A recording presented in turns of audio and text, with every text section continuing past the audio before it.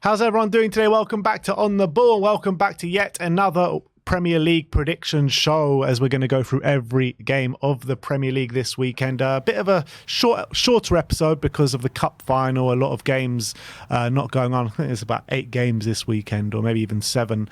But just before we do get into that, I'll let you know how the scoring system works between me and my brother. It's 5 points for a completely correct scoreline, 1 point for a correct result, and the star man at the end of the episode. Once you pick that man, you can't pick them again for the rest of the season. 5 points for a goal and 2 points for an assist. But just before we get into the predictions as well, we've got the midweek fixtures to go through, and it was Man City against Brentford on the Tuesday night. Both of us going for 3-1 to Man City. It did finish 1-0 to Man City, and I think it was kind of how you expected the game to go in terms of the flow of the game. I thought Man City were heavily dominant throughout the 90 minutes. They just couldn't seem to get that ball in the back of the net.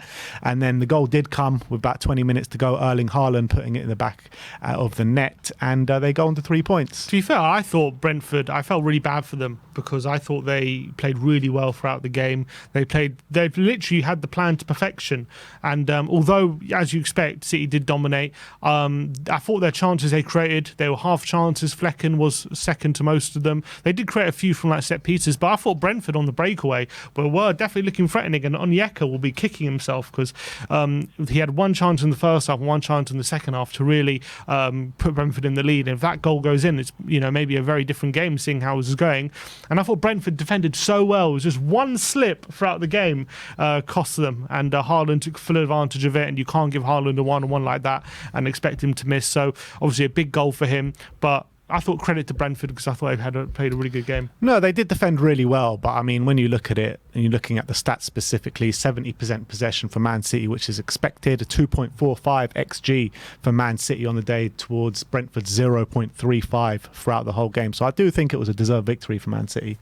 I think based on the stats, maybe while I was watching the game, I thought if that slip doesn't happen, I don't know if Man City go and win their game. I thought Brentford were playing really well. I thought Tony was giving them all sorts of trouble, and Wisser as well in the forward line. Look, Man City obviously the better team. You expect them to win, and they probably deserved the victory with the chance they created. But I just thought Brentford were really hard done by with the goal they did concede, and I think they'll take heart from that performance. Flecken seems to be saving his best performances against Man City. That's 2 games in the last 2-3 weeks where he's just been really good against the Man City side. I think he's been all right he had a bit of a shaky start, but I think he's been all right recently, Flecken. Let's go on to the Liverpool-Luton game last night. Finished 4-1 to Liverpool. Sim went for 2-0, I went for 3-1. Harvey Elliott doing me out of that 5-pointer right at the end. Big up, Harvey.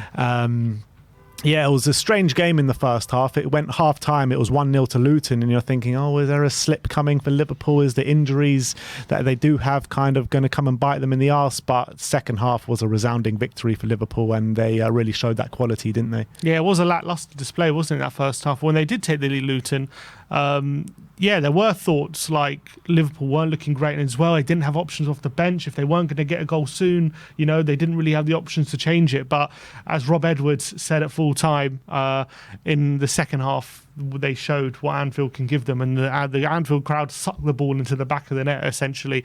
And once they got that first goal, it was only a matter of time before Liverpool went on to win the game, and obviously they hit them very quick. I think it was 2 goals in 2 minutes, Van Dijk and Gakpo, then Luis Diaz and Harvey Elliott rounding it off, and I thought it was a dominant display. I thought they were brilliant in that second half, to be honest, Liverpool. And it's actually a massive victory when you think about it, considering all the injuries they have and all the players out. Salah's, Klopp said, is suffering from fatigue.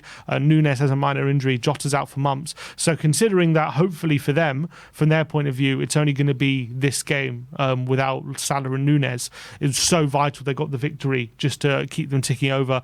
And still now 4 points clear of City, 5 points clear of Arsenal, although both of them have a game in hand, but it just keeps that distance, doesn't it? So really big win for Liverpool, and I think, again, really good win. Like, they played really well. Yeah, deservedly. and Robertson came on, got an assist as well. A few kids started to come on, Bobby Clark, James McConnell and Jayden Dans, and it was a funny little clip at the end with Rob Edwards and Jayden Dans, because Jurgen Klopp was going to congratulate Dans after the game, and then Rob Edwards comes up to him and goes, "I played with his dad." Brilliant. Nice little moment there. And just goes to show as well the lack of options they had. They had to bring all those kids on. So really impressive stuff from Liverpool, in my opinion. So we go into this weekend 293 to 302 in my favour. So let's go and have a look which games we got this weekend. It's Aston Villa against Nottingham Forest. Sim's gone for 1-1 here. I've gone for 2-1 to Villa. I do feel like it could be a difficult game for Villa, but on the back of 3 losses in a row at Villa Park, I do expect them to get back to winning ways against a Nottingham Forest side who they have been scoring a lot of goals, but then again they have been conceding a lot of goals as well, apart from that 2-0 win against West Ham. And I do think the quality that Aston Villa have will shine through in the end. So I said 2-1 to Villa. Yeah, I've gone for 1-1. I actually think the way Forest play suits them a bit more away from home than it does at home. And I don't think Villa like playing against these sides who like to counter-attack them. And I feel like sometimes when they come up against a well-organised team who have options on the breakaway like Awiyoni and Elanga and Morgan Gibbs-White, I feel like they're going to really push up, play that really aggressive high line. I do expect them to dominate possession. I do expect them to cause Forest problems. But if Forest can show that solidity they've been showing under Nuno away from home, I kind of feel like Villa might not create the level of chances they hope to create, and I feel like they're going to commit a lot of risk. And I think Forest are a very good team on the breakaway, and I just see Forest making it very, very difficult for Villa.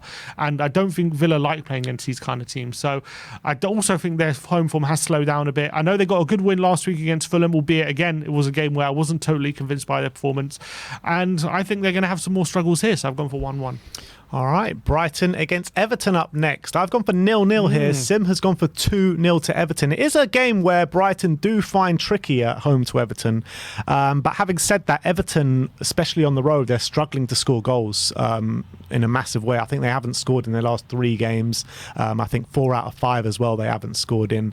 And against the Brighton side, who play expansive football, they are open at the back at times, so there could be an opportunity for Everton to get on the score sheet. But I just feel like these two teams just might cancel each other out. Completely polar opposites in the way that they like to play their football. But Everton will be there to spring on Brighton in the counter-attacks, as we saw last year when Everton completely demolished them 5-1 at the Amex. So there could be the opportunity for that. But I just feel like Brighton on a good run of form at the moment. So I've gone for 0-0.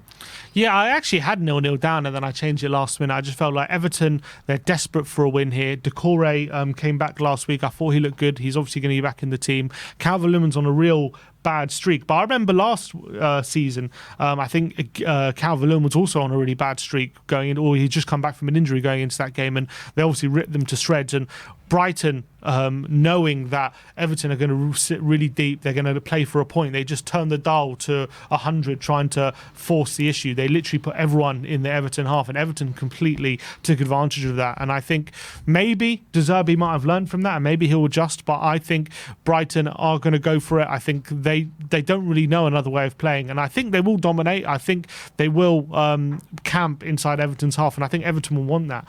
So I think Everton can take full advantage of it, and I've gone for Everton to take it 2-0 at the Amex. All right, and we move on to Selhurst Park. Crystal Palace against Burnley in what Oliver Glasner's first game in charge as Crystal Palace manager. Sims got for 3-0 to Palace, a very resounding victory for his first game. I've just gone for 1-0. I mean, I do feel like it will be a Palace victory, especially at home. The fans will be behind the new manager as well. But with the injuries that they do have, I just struggle to see where all these goals are going to come from. I can see them getting on the odd goal or maybe even 2, but 3 is a bit of a stretch for me. So I've gone for 1-0 to Palace here. I think it's going to be a new manager bounce. I think there's going to be fresh energy, fresh ideas. Burnley aren't going to know what to expect. I actually think the way Glasner sets up as well is pretty perfect to play against a Burnley side who like to play their football, like to commit players forward. And I think even though Palace don't have their best attacking threats with Ayew, Mateta, Edouard, physical players in that front three, they should be good enough to create. Adam Wharton as well had a good start to his life at Palace. I just think the new manager bounce, and as well that relief that Hodgson's now left and they've got a guy who's got a philosophy. I think there's going to be a real feel-good factor around Crystal Palace. I think the fans are going to be well up for it for this game. I think you see it with clubs sometimes, even though the lineup on the pitch isn't the best. I think they might have a bit of an overperformance in this game. I'm guessing due to all these different factors. And I've gone for Palace to really go out and put on a show. So I've gone for 3-0 to Palace here. All right, Man United, Fulham next at Old Trafford. Both of us gone for the exact same scoreline here in 2-1 to Manchester United, which kind of seems to be the current theme with Man United, to win and both teams to score. Against a tough Fulham side, you've got to say that, but I think you're looking at Man United at the moment. Although they're not playing maybe unbelievably well, they are getting the results with players performing like Rasmus Højlund at Kobe Mainoo at the moment. They've got players that are performing at the top of their game right at this moment in time where they really need it. So 2-1 to Man United. Yeah, I've gone for same result. I think it's going to be very similar. I see Man United lacking a bit of control in this game, but I just don't know if Fulham have the quality to fully take advantage of it with their front line. I know Muniz is in good attacking form. Williams actually played all right recently, but I just look at their front line. I think if they miss a few opportunities, will they have the quality to keep creating them and also stop Man United? I do think Man United at home, they've actually been pretty decent recently. Obviously, they're on the back of 4 wins on the trot in general. I think Fulham will definitely give them a game, and there'll be times in the game where Fulham are on top, but I feel like the game's going to to and fro in terms of who's in control, and I feel like when Man United are in control, they have more quality to take advantage of it rather than Fulham. So I've gone for them to scrape it 2-1. Yeah, it's the quality up front really for Man United that's going to be the difference probably in this game. Bournemouth against Man City next. 3-1. I've gone for, Sim's gone for 2-1, both in the favour of Manchester City. Bournemouth still waiting for that first win since the turn of the year, and it's not getting any easier here with Man City coming to town. And Man City, I think, I don't think they're playing their best football over the past couple of games, but I do feel like the way Bournemouth play might play into Man City's hands, and, Man City are going to find those opportunities, find those chances. Erling Haaland, Kevin De Bruyne and co are going to, take advantage of the spaces that Bournemouth are going to leave. Yeah, I think Bournemouth will try and give it a go, but still winless since December, Bournemouth, which is a bit concerning in terms of form, considering how good they looked. But I don't see Man City having trouble creating chances against this Bournemouth team. The only thing I think might make it a tie game is I think Bournemouth are a good attacking side, so I do see them causing some trouble. And it's a very small pitch of the Vitality, and Man City prefer it when there's when the pitch is a bit wider, when they can find those spaces. So I do see Bournemouth trying to restrict them, but I think with Foden in the form he's in, De Bruyne is now back, they're starting to find those little spaces in those number 10 positions, and I think they're just going to have too much quality for Bournemouth. So I've gone for a 2-1 victory here, but I do see Bournemouth, giving them a bit of a game.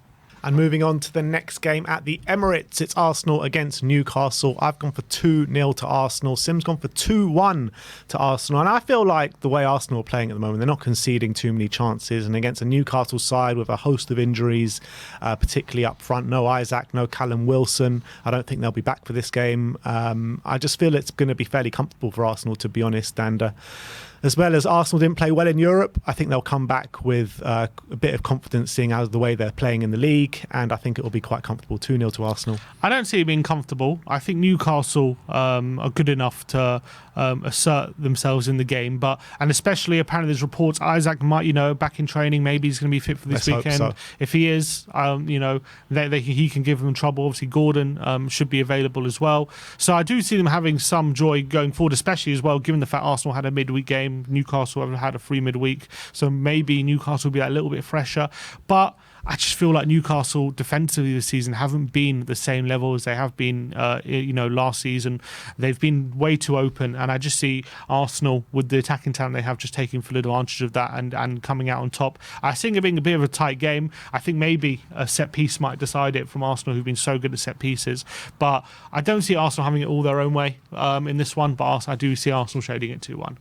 Next up, Wolves against Sheffield United. Sim's gone for 1-0 to Wolves. I've gone for 3-0 to Wolves, and I do think it's going to be a resounding victory at Molineux. They are off the back of 2 defeats in a row at Molineux. But, look, it is true. These are the games that Wolves kind of do come unstuck sometimes at home. But I look back at when they played Everton at home, it was a 3-0 victory, quite a resounding one as well. And with Sheffield United, yes, they got the win against Luton, but apart from that, they've looked so easy to play against every single time that they've come up against any sort of opponent. And I think the quality that Wolves have with Pedro Neto is going to be way too much for Sheffield United to handle. So 3-0. Yeah, I think for me, Wolves are more of a counter-attacking side. They don't like to dominate possession, and that's what they're going to be asked to do in this game.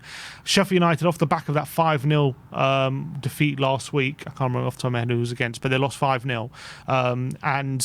I think Chris Wilder is going to want to basically in this game batten down the hatches, make sure that Wolves are not finding it easy to score goals. And I see this actually being a very stodgy game. I see obviously Wolves are going to dominate. They're going to create chances, and maybe if they do get an early goal, you might be right, it could go to 2 and 3 and it'll be very difficult. But I feel like if Sheffield United can hold down the fort for for the first half an hour, 45 minutes, going to half time at 0-0, they're going to find, I think Wolves are going to find it increasingly difficult to find those spaces they usually get against teams who like to attack them.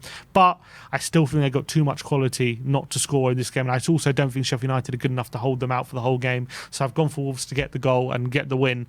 But I think Sheffield United will try and make it very, very difficult for Wolves here. So I've only gone for 1-0. Yeah, it was against Brighton and Aston Villa. Yeah. In the past month, they've lost twice 5-0. But yeah, I think Pedro Neto's got to be the difference in this game once again. West Ham against Brentford at the London Stadium. Both of us going for the same scoreline, 3-1 to Brentford. I feel like Brentford actually have been playing well without getting results off the back. And with Ivan Toney, he's so central to what they do. Wissa back as well. I think it's going to be a very interesting game at the London Stadium. West Ham, there's just something about them. They're just getting eaten up every single time they step on the pitch over the last couple of weeks. So I just feel like Brentford are going to get back to winning ways here. Yeah, look, West Ham, I think no wins now in I think 7 all competitions they've lost 3 in a row in the Premier League. They're not playing well at all. They're not getting anything out of Kudus and Bowen over the last few weeks. It feels like without Paquetá, they're really struggling to kind of attack, create chances regularly, especially when they're dominating possession. And I think I agree, Brentford are playing really well, and I think West Ham, being at home, are going to try and take the game to them. And I think Brentford are really going to like that. I think they're going to play the ball really direct to Toney and Wissa or maybe Maupay, whoever starts up front. And I think Zuma at the moment is really off form. I see Toney really winning that battle in the forward line. And I think with West Ham, of course, they're off the back of such a poor run of results, they're going to try and really at home try and attack, try and get the crowd on side, try and lift their spirits, and I think it's going to go against them. And I think in this game, I think for the best way for West Ham to get a result in this game is to try and maybe give Brentford the impetus and try and hit them on the counter. But I just feel like being at home, they're not going to do that, and that's going to play into Brentford's hands. And that's why I agree. I've gone for a win for Brentford, 3-1. Yeah, and it feels like the wheels have completely fallen off here at the moment for David Moyes and West Ham. And I'm not sure how they salvage things this year. Maybe it will be in Europe because they're still in European football. So maybe that's the way to salvage this season. But it looks like at the moment in the league, they're just getting battered week in, week out, to be honest. Haven't won since the 28th of December, which was funnily enough away to Arsenal. But still, yeah, haven't won for a long time now. We're now getting into late Feb. Yeah. But yeah, let's go on to the star men. And Sim's gone for an interesting pick here. Yeah. Mateta from Crystal Palace, Glasner's first game. I think it was a difficult one because you obviously with the new manager you're not 100% sure who he's going to play, but I feel like Burnley at home was too good of an opportunity. I really think they're going to take the game, and I think they're going to score a few goals in this one. And I think Mateta's probably been their most informed striker, so I do think he's going to get the nod, and so I've backed him to score, so I've gone for Mateta. So could it be a hat-trick of no-shows for your star men? It could be if I get this one wrong, but with no Elise and Eze, I'm banking on the fact he probably will start. I don't think they have many other players that they've got Edouard and Ayew. I think Glasner could either go a 3-4-3 or 3-5-2. Either one, I'd probably be banking on Mateta to start, so I've gone with him. I've gone for the man in form, Rasmus Højlund. He's scored in 5 games? 6 games in a row. Wow, 6 games in a row at the moment. And I think that at home to Fulham, there will be opportunities for him. We've both gone for Man United to win the game, and I think Rasmus Højlund will definitely get a goal contribution, whether it'll be a goal or assist, maybe even both. But Rasmus is just on a red-hot form at the moment. So I've gone for Rasmus Højlund. Sim's gone for Mateta. Let me know in the comment section below, what are your predictions this weekend? Who do you think the star man will be, and who do you think is going to come out on top this week, me or Sim? Let me know in the comment section below, and we'll see you next time.